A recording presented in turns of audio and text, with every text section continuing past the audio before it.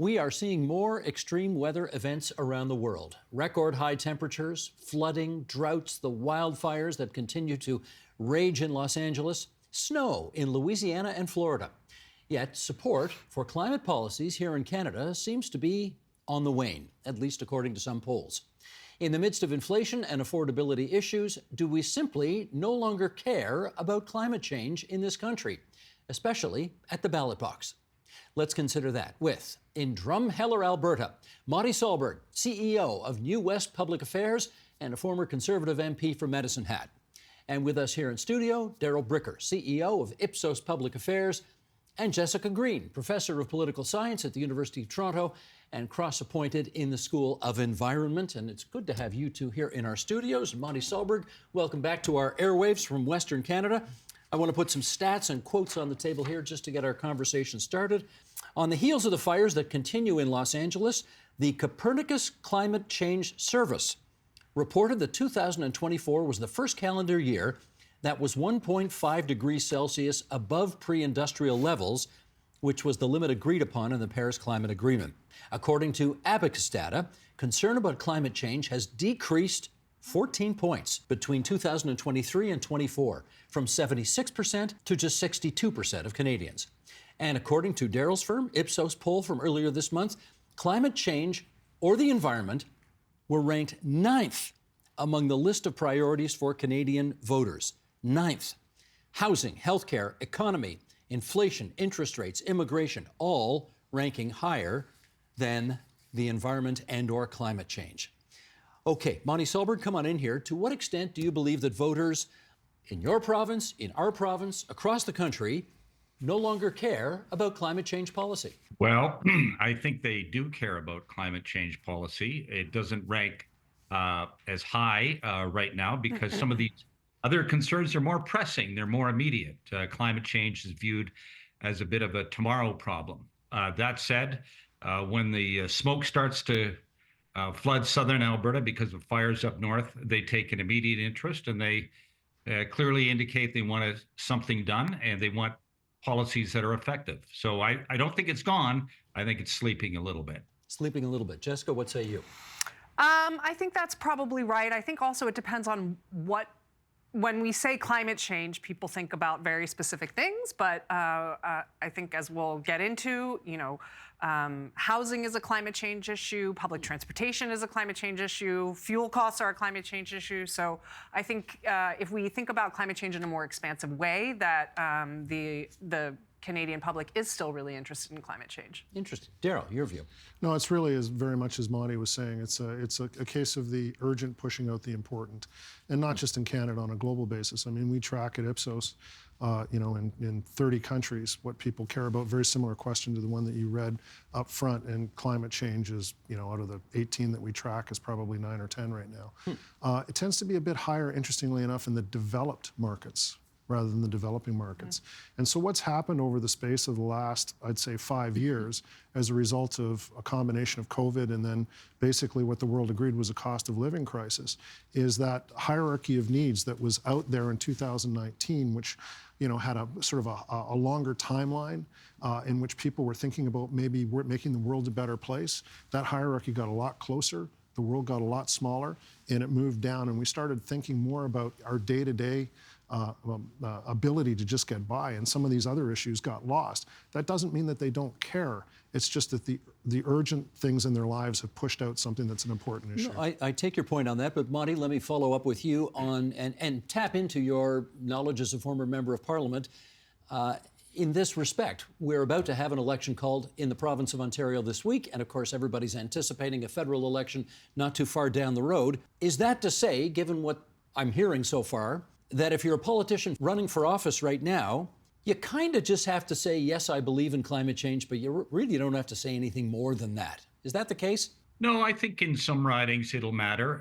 More affluent ridings, in the lower mainland of British Columbia, Toronto, Montreal, et cetera. There will be, I think, in some corners, people concerned enough about some of these things to cast their votes based on it. I do think you need to meet some basic standards. Darrell, what about you? If you were advising Would-be politicians running for office right now, how much would you tell them to feature climate change in their window? Depends on the party that I'm advising. So if I'm advising the New Democrats and Liberals and Green Party voters, potential progressive voters, increasingly we are talking about progressive voters as opposed to just Liberals, New Democrats, and Green Party voters. Climate change is going to be there, exactly as Monty said. I mean, if you're in a downtown Toronto riding and you're a candidate for one of those parties, probably you should be talking about it. But if you're running for the Conservatives? If you're running for the Tories, probably not number one on your hit parade. How about number 2 or 3 or 4? Probably the only thing that you would do is pretty much what you're saying right now, is acknowledge it. Say that you've got a plan, as Monty was just saying, but it's not going to dominate the conversation among the coalition of voters that you're going after. Jessica, you want to see what you looked like 5 years ago? I guess so. Well, you're going to anyway. Here's you and Peter Lowen 5 years ago on this program talking about the political price of climate inaction. This was just a few months after Justin Trudeau defeated Andrew Scheer, the leader of the then leader of the Conservative Party. And here's how it rolled out. Sheldon, if you would. Absolutely, that political price is starting to ratchet up over time. And as it becomes more pronounced, we're going to see more and more sort of demands for climate policy and more pushback against this kind of climate denialism that we've seen in Australia, for example, in the last over the last month. The last Canadian election was a great example of a case where the climate goes up as one of the most important issues. It's one of the first time I've ever seen it being a top 1 or 2 issue over and over again in voters' minds. And there was differences between the parties in terms of how much emphasis they were putting on it and how credible they were on those issues. You get those 2 factors, importance and difference between parties, it's going to become a big political issue. That was then. How about now? Well, that was before COVID. So a lot of things have changed, obviously, since then. The whole world has changed since then. I mean, I think a lot of the things that have been said before are correct, that it is, Canadians are concerned about education, healthcare, and housing. Those are their top 3. And climate is not maybe labeled as the top thing that they're concerned about, but climate is wrapped up in education, healthcare, and housing. So I do think that it is just climate change has become pervasive through everything that we think about now in our political world. And so I think it is, it may not be called, it may not be at the top of the list labeled as such, but it's still pervasive and it's still something that Canadians need to be and I think are concerned about. You will well remember, Monty, that Andrew Scheer kind of took it on the chin in that election because he had pretty much nothing to say about climate change, and the voters expected him to have at least something to say about climate change. Where are we at on that scale today?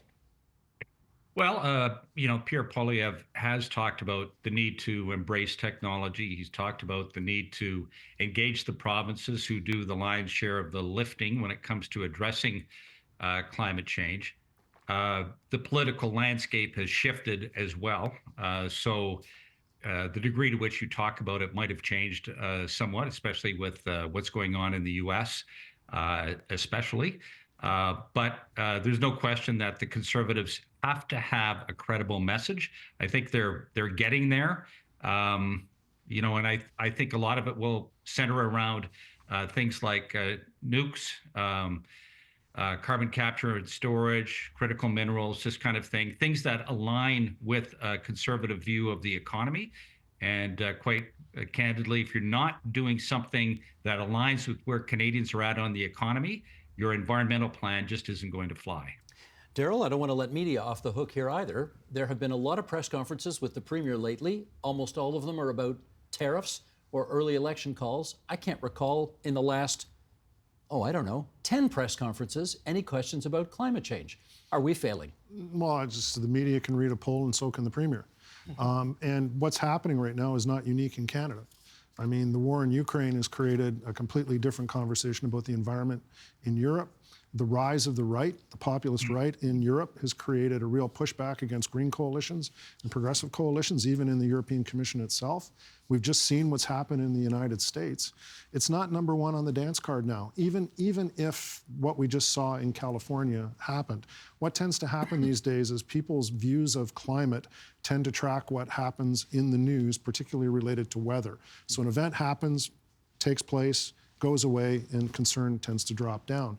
And the problem these days is people know that there's been a fairly, I would say, aggressive conversation about this over the space of the last 5 or 6 years, and nothing really seems to be getting any better in terms of the climate. These things still keep happening. So there's also a bit of a learned helplessness around this, I would say, as well. And when you get policies, when you have that kind of a perspective, it kind of just becomes a talking point rather than actually, you know, a statement about allegiance as opposed to actually anything that has any policy implications. I mean, the Liberal leadership contest is a great example. Can they run fast enough away from the carbon tax? They're all doing it. They're all doing it. Yeah. Let me take you back not even 2 decades. You'll remember Al Gore's documentary, An Inconvenient Truth. It won an Oscar. It put this issue front and center for so many people that hadn't thought about it before. But then the financial crisis happens, and climate change is barely mentioned at all in subsequent presidential debates. Stéphane Dion ran on the green shift for the Liberals. It fell flat. He lost that election badly. Does our interest in saving this planet depend on how well we are doing economically in the moment? So I'm going to make the argument that those two things go together. You know, we've had this long-standing kind of bifurcation between jobs and the environment, economy and the environment, and it's pretty clear that that's not true. I mean, there was a report released by the International Accounting Coalition that said basically we can expect possibly up to a 50% reduction in global GDP by 2070 because of climate change, right? There's been similar predictions about the drop in Canadian GDP, not obviously that large, but Here's World Economic Forum here. Yeah. $1.7 trillion to $3.1 trillion by the year 2050. That's what it could cost. Right. So that's a huge number, and that's not, you know, that is about climate change and the economy in the same sentence, in the same breath. So I don't think that we need to separate these two out and say, oh, well, we can't deal with climate change until we deal with the economy. Those things are one and the same, and it's time for all of the parties to get on board with if we're going to have a climate plan, we need an economic plan, and if we're going to have an economic plan, it's going to be a climate plan. Monty, that argument has been made by environmentalists for a long time, for 20 years now, and it does not appear to be convincing the Canadian public. They still seem to think there's a choice between the environment and having a good economy.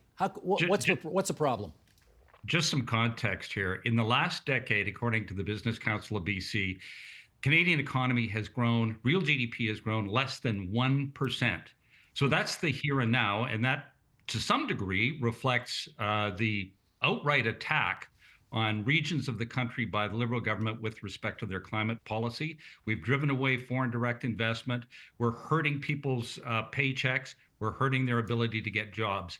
So there does need to be a plan that incorporates the current situation of the economy, which is that, you know, Canada does produce a lot of oil and gas. Big swaths of the economy are dependent on it, our standard of living. It can't be about something that we're promised in terms of jobs 20 or 30 years down the road. It needs to be something that aligns with where the Canadian economy is right now. And I think if you have a solution to climate change or progress on climate change that aligns with that current situation we have with the Canadian economy, you're going to have much better chance of getting buy-in. But you certainly face all kinds of skepticism, I think, when you say that down the road there'll be renewable jobs, there'll be all these green jobs, but no real evidence. Jessica, you want to come back on that?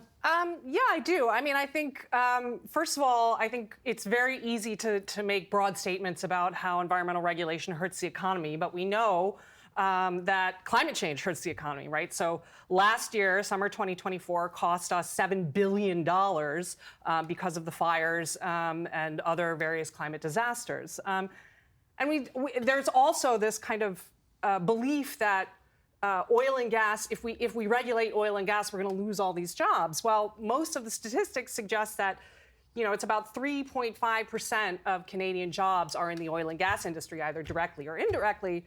But if you look at healthcare, and the care economy, so healthcare and education, that's looking at 12% of GDP and about 20% of Canadian jobs. So again, I think we need to be really specific about what we mean when we say this is going to hurt the economy, because it looks like there are a lot of other sources of GDP growth and economic growth that are not reliant on the oil and gas industry. Let me circle back something that you said just a few moments ago, Daryl, because this is so interesting. It was 10 years ago that Justin Trudeau went from third to first in one election, and part of his platform was a carbon tax. And he brought it in, and there you go. And now the Liberals are having a race to replace him, and all of the candidates are running away from that policy as quickly as they can. Provincially, too, the Ontario Liberal leader says won't be a part of her platform either. What went wrong? Well, first of all, people didn't perceive that it was actually working, that we're still having all of these carbon-related events, and we're being told by, everybody who's out there that things are just going to keep getting worse, but our bill for paying for it just keeps going up, and people don't feel that it's having an effect. The second thing, it was incredibly complicated. That you would pay out money and then you would get it back. I mean, what is make sense? It doesn't make sense. And also, just because Justin Trudeau got elected didn't mean that everything in his platform was popular. The carbon tax was never popular. The best we ever got on it was around 50-50. So it was an unpopular policy that was tolerable at a time in which the economy was doing better. Not a popular policy in terms of effect. It hasn't really changed anything for the better. It's confusing as far as the public is concerned. And they really want to hold on to those dollars now because they feel that their own economic security is imperiled. So, the market tells you eventually, Steve, and the fact that the people who are the architects of this are running as fast as they can away from it tells you about what a political liability it is. Let me pick up on the notion of the market with Monty, because carbon pricing is supposed to be a signal to the market that you can pay less if you are environmentally more sensible. And they've taken that approach as opposed to sort of top-down government-enforced regulation as the way to go. In which case, why don't more conservatives support a carbon tax, since it seems to be a market-based solution? Well, I think there's a couple of answers to that. One is, as Daryl said, it is really complicated. It doesn't seem to make sense. It sounds like a shell game, taking money from consumers, sending it back to them, but then they can spend it on driving if they want. It doesn't really make sense to a lot of people, so they are naturally skeptical about government to begin with, and then you add that complication in, and it really gets pretty ugly. The second point is that there seems to be a lot of more direct ways to address climate. For instance, EVs are probably something that really, that come to some degree from the private sector innovation that is actually generating real reductions in greenhouse gas emissions. That's just one example. Nukes would be another one. The widespread use of nuclear energy that responds to some degree from private sector players who want to reduce their emissions overall, in some cases because it's just good business. That's another good example of something that's practical and that would have an immediate effect on greenhouse gases. Why do you think, Jessica, the carbon tax has become such a, I don't know how it works in practice, but certainly politically, it's become a turkey. Yes, absolutely. And if you had played more of the clip from 5 years ago, I would have said the same thing. So I've always said that it's not a good policy, right? People don't want to pay more now for a potential benefit later. It's just, they're upfront concentrated costs, and they're not doing a whole lot to bend the curve on emissions. It's just bad politics. Does it make sense on the face of it, though, that if there is certain behavior you don't like, i.e. polluting, you tax it, and theoretically, if you want to avoid paying tax, you'll get less pollution? I mean, that makes sense on the face of it, doesn't it? Yes, it does. There are a lot of things that make sense, in theory, but in practice don't work out so well. And actually what works a lot better in practice is the carbon tax on large emitters. And that's really what's doing the lion's share of changing behavior. Because if you talk to, individuals, they may have a lot less flexibility in how much they can actually, how much fossil fuels they can actually cut out of their quote unquote carbon budget. But if you talk to an electricity producer or an industrial emitter, they have a lot more flexibility. And that's actually those carbon taxes, which is called the output-based pricing system. That's a good name. Yeah, it's terrible. Actually do a lot more to reduce emissions. And that's really, going to the source of where pollution is coming from. But Monty, if we're trying to figure out why this became such a stink bomb politically, have conservatives opposed this, not because they actually dislike the specifics of it so much, but basically just because the Liberals brought it in? No, I think there's political capital that you spend anytime you bring forward an initiative like this, and you can only bring forward one or two of these that are complicated and hope for any kind of buy-in. So I think it is a bit of a calculation. It's like, if we're going to spend our capital on getting Canadians to buy into a particular approach to climate, it better be effective and it better work. It better be something that people can understand. And I really don't think, this ever met that litmus test. It was always something that just seemed a little too indirect to be effective with voters. So I think that's the challenge. In terms of the industrial carbon tax, you've got sort of widespread support for that amongst the premiers, including Premier Smith, Premier Ford, et cetera. It does seem to respond very well to the threat of losing investment into the U.S. And it doesn't really impact Canadians day to day very directly. So, I just see that as being something that probably any leader is going to want to hold on to. Daryl, have you done polling which would point us towards an approach that could garner public support if a future government were to take that approach? Yeah, the problem on anything to do with the environment is that you can get people around the world and in Canada to say the following on a survey, and you do not get them. This is what they say. The first thing they say is, I believe that this is important. Overwhelming support. I believe that this is caused by human activity. Overwhelming support. I believe that somebody needs to do something about it. Overwhelming support. Okay, here's the things that you can do about it. No way.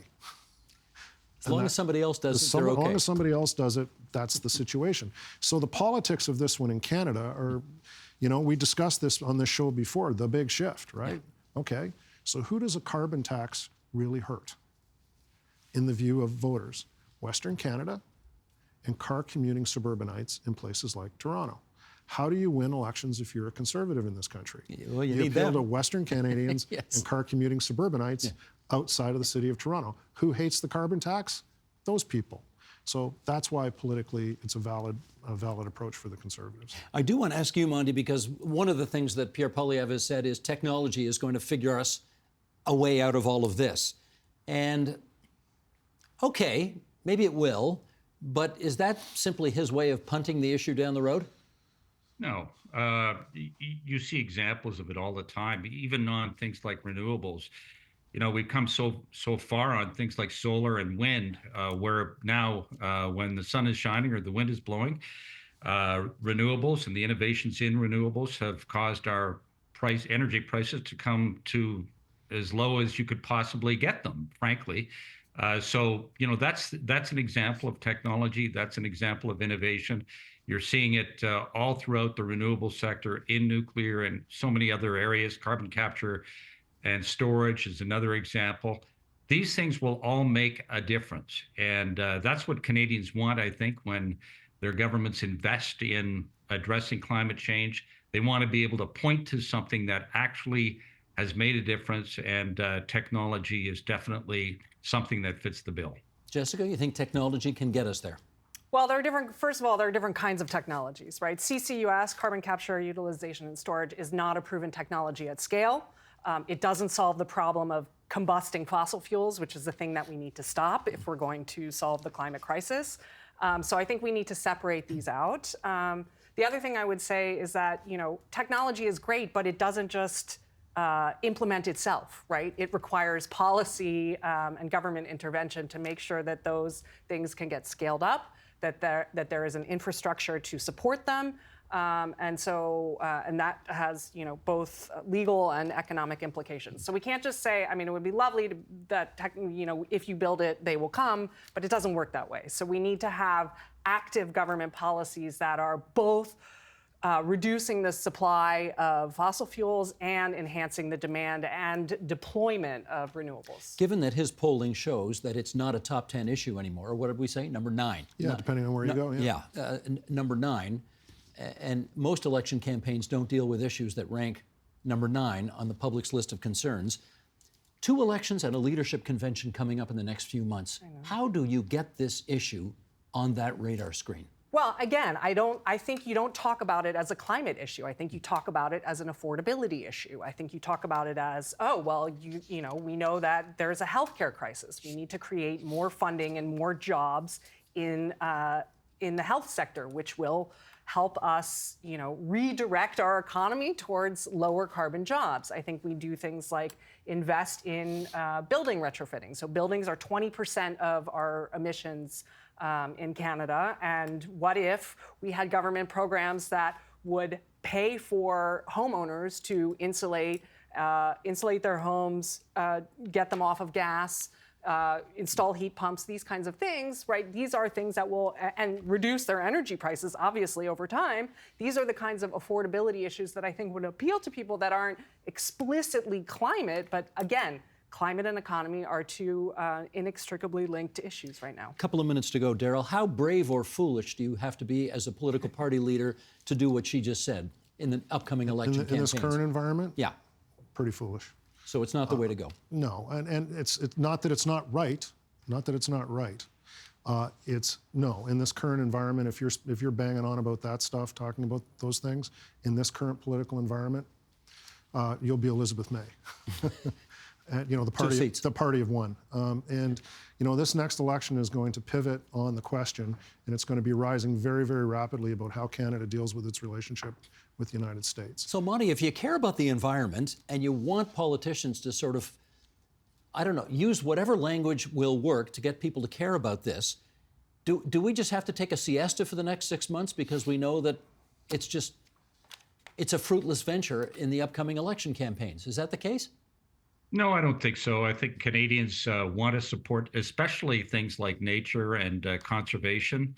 They also want to ensure that their forests aren't burning down in the summers. So, to the degree that governments can come up with a solid plan to address those kinds of things, I think they'll win support. I actually agree with Jessica when it comes to a program like retrofitting buildings. I think that's a practical thing that helps with affordability. So, I think that's correct. But they do need to be careful. Any leader right now who doesn't overtly address affordability, inflation, things like that, is going to be in real trouble. That's where the emphasis needs to be. And to the degree that you can make environmental approaches on the environment about affordability, good on you. I think that's a good way to win some support. Jessica, let me give you the last 30 seconds to talk about how depressed you are that the environment is not going to, we're probably not going to talk much about it at all in the next 2 elections and leadership convention. I'm ever the optimist. I think there are a lot of ways that the Liberals and the NDP and the Greens can turn this around. Canadians we are in an increasingly unequal society. Canadians are very worried about affordability. They're very worried about fairness. So I think this is an opportunity for those parties to say, look, we need to go back to the original capital gains proposal from the Liberals. We need to make sure that the wealthy are paying their fair share. We need to stop subsidizing the fossil fuel industry to the tune of $18 billion a year. And I think these are things that will both help the climate and will appeal to voters. So I am optimistic. Mr. Director, can I get a 3-shot, please, so I can thank all of our guests? Jessica Green from the U of T, Daryl Bricker from Ipsos Public Affairs, Monty Solberg, the former MP, now New West Public Affairs, for joining us here on TVO tonight. Many thanks, you three. Thank you. Thank you.